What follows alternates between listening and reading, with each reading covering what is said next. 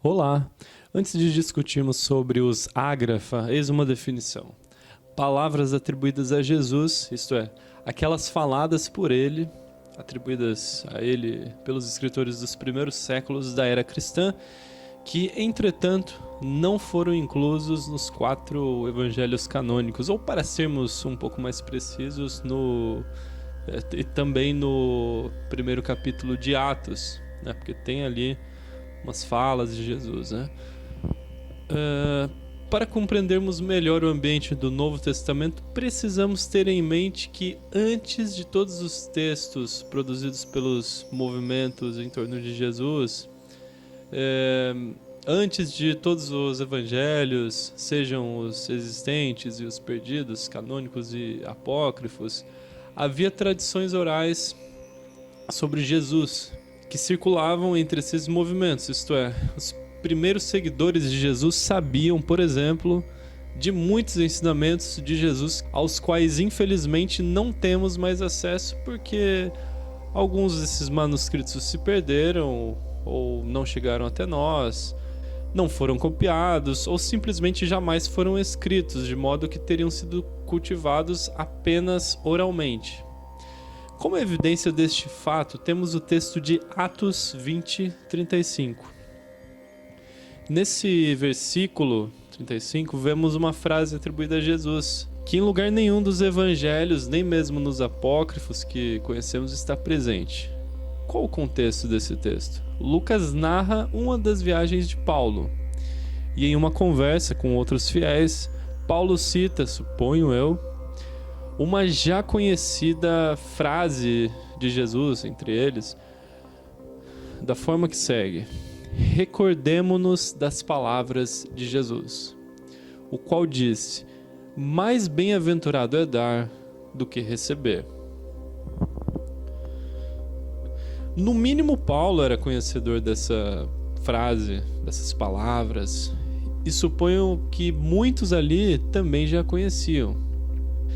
E Paulo apenas os incita a se recordarem dessas palavras, e muito provavelmente a conheciam por tradição oral, ou seja, de boca a boca, pois não temos a referência a isso nem nos evangelhos, nem em nenhum apócrifo. Isso pode nos parecer um pouco estranho, mas a transmissão oral de conhecimentos era intensa naqueles tempos. E tendo em vista o fato de que o analfabetismo era muito alto, uma minoria sabia ler e escrever, mas a grande maioria, para compensar, tinha muitas outras habilidades intelectuais. Eles sabiam muita coisa de cor, eles usavam muito a sua memória.